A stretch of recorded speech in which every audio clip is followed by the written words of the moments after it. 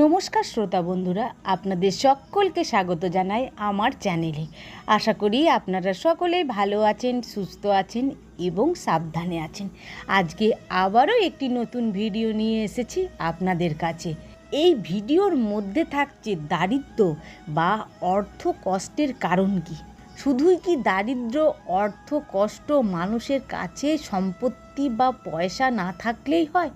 না, পুরাণ কি বলে সেই কথাগুলি আজকে এই ভিডিওর মাধ্যমে আপনাদের বলে শোনাবো।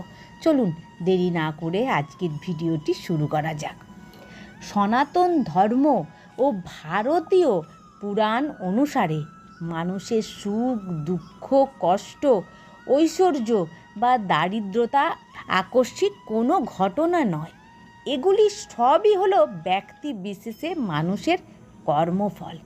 কিন্তু হিন্দু শাস্ত্র অনুযায়ী দারিদ্রতা বা অর্থভাবকে অনেক সময় পূর্বজন্মের পাপ বা এই জন্মের বিশেষ কিছু অশুভ আচরণের ফল হিসেবে দেখা হয়।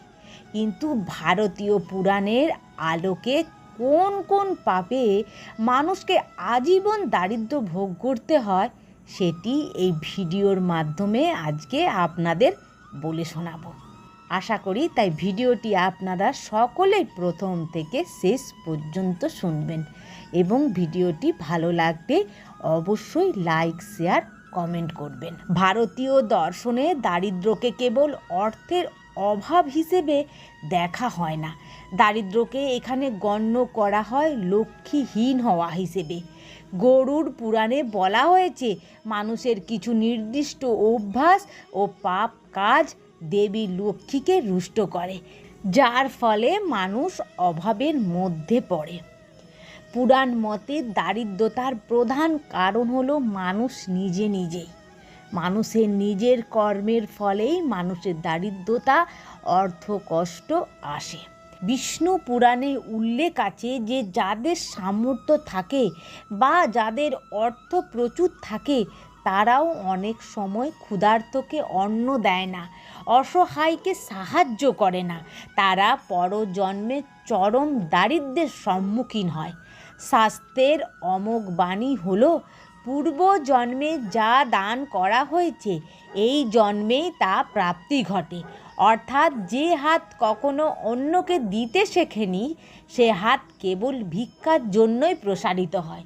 তাই পদ্ম পুরাণে বলা হয়েছে যারা নিজের বৃদ্ধ পিতামাতাকে কষ্ট দেয় বা গুরুজনদের অপমান করে তাদের গৃহে কখনো শ্রী বা ঐশ্বর্য স্থায়ী হয় না।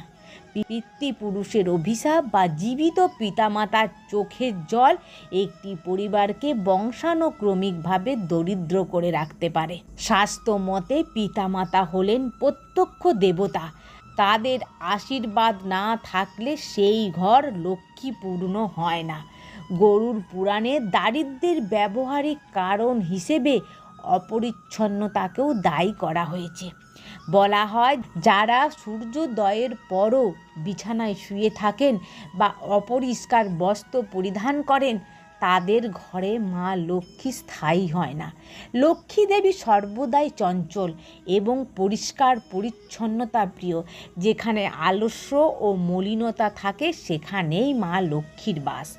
মানুষের শরীরের সবচেয়ে বড় শত্রু হলো অলসতা।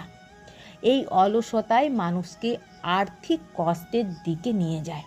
পুরাণে আরও বলা হয়ে থাকে মানুষের কথা বা বাক হলো শক্তি রূপ। যে ব্যক্তি অনর্থক খারাপ কথা বা অভিশাপ দেয় মানুষকে তার সঞ্চিত পূর্ণ ক্ষয় হয় এবং সে দরিদ্র হয়ে পড়ে।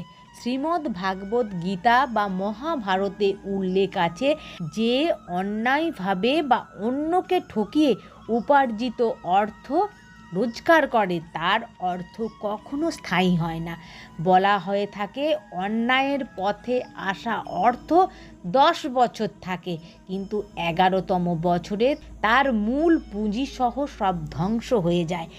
যারা চুরি, প্রতারণা বা দুর্নীতির মাধ্যমে সম্পদ গড়তে চায় তাদের শেষ জীবনে বা পরবর্তী প্রজন্ম চরম অর্থ কষ্ট ভোগ করেন।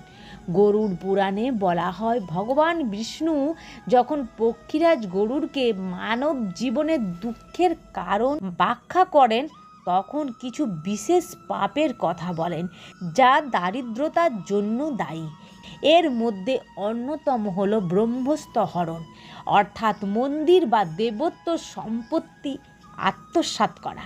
শাস্ত্র মতে এমন জঘন্য কাজ করলে কেবল ব্যক্তি নিজে নয় বরং তার বংশানুক্রমে চরম দারিদ্রতা নেমে আসে। যে ব্যক্তি পরস্ত্রীর প্রতি আসক্ত হয়ে পড়ে সেই কামাসক্ত চরিত্রহীন মানুষের অর্জিত সম্পদ অত্যন্ত দ্রুত বিনাশপ্রাপ্ত হয়। মানুষের আরেকটি বড় পাপ হলো অকৃতজ্ঞতা। যদি কেউ অন্যের করা উপকার স্বীকার না করে বা উপকারের অপকার ভুলে যায় তবে তার ভাগ্য চিরতরে মুখ ফিরিয়ে নেয়। এছাড়াও প্রাত্যহিক অভ্যাসের ক্ষেত্রেও বলা হয়, যে বা যারা সন্ধেবেলায় ভোজন বা নিদ্রায় মগ্ন থাকে সেই গোধূলি বেলার অশুভ আচরণের প্রভাবে তাদের আয়ু ও সম্পদ উভয়েই ক্রমান্বয়ে হ্রাস পেতে থাকে। পুরাণে কেবল পাপের কথা বলেই ক্ষান্ত হননি, দারিদ্র থেকে মুক্তি বা দারিদ্রতা নাশের উপায়ও বলা হয়েছে। পরিশ্রম ও স্বধর্ম পালন। গীতায় শ্রীকৃষ্ণ বলেছেন, কর্মই ধর্ম। আলস্য ত্যাগ করে সৎ পথে কঠোর পরিশ্রম করলে ভাগ্য পরিবর্তন সম্ভব। অন্নদান। নিয়মিত ক্ষুধার্ত প্রাণীকে অন্ন দিলে সঞ্চিত পাপ ক্ষয় হয়। গৃহের পবিত্রতা। প্রতিদিন সকালে ও সন্ধ্যায় গৃহে প্রদীপ জ্বালানো এবং পরিচ্ছন্ন পরিবেশ বজায় রাখা। ক্ষমা ও বিনয় করা উচিত। অহংকার ত্যাগ করে বিনয়ী হলে এবং পরনিন্দা থেকে বিরত থাকলে মানসিক ও আর্থিক সমৃদ্ধি আসে। তাই প্রত্যেকটি মানুষকে নিজে পরচর্চা পরনিন্দা থেকে নিজেকে সংযত রাখা উচিত। পুরাণের এই ব্যাখ্যাগুলো বিশ্লেষণ করলে দেখা যায় দারিদ্র কেবল ভাগ্যের লিখন নয়, এটি আমাদের আচরণ, নৈতিকতা ও কর্মের প্রতিফলন। শাস্ত্রে দারিদ্রকে একটি ব্যাধি হিসেবে দেখা হয়েছে, যার ওষুধ হলো মূলত সততা ও পরিচ্ছন্নতা, দানশীলতা এবং ভক্তিপরায়ণ হওয়া উচিত। পরিশেষে বলা যায়, আজীবন দরিদ্র হয়ে থাকা কোনো দৈব অভিশাপ নয়, এটি জীবনের একটি বড় ভুল ও নৈতিক প্রতিস্ফলন। পুরাণের এই শিক্ষাগুলো আজও সমসাময়িক, কারণ একজন কর্মঠ, সত্যবাদী ও পর উপকারী মানুষ কখনোই চিরকাল অভাবের মধ্যে থাকতে পারে না। ধর্মের পথে চলাই হলো দারিদ্র জয় করার একমাত্র উপায়। তাহলে বন্ধুরা, আজকের ভিডিওটি আপনাদের কেমন লাগলো? যদি ভালো লাগে তাহলে অবশ্যই লাইক, শেয়ার, কমেন্ট করবেন। আপনারা ভালো থাকবেন, সুস্থ থাকবেন এবং সাবধানে থাকবেন। আজকের ভিডিওটি এখানেই সমাপ্ত হলো।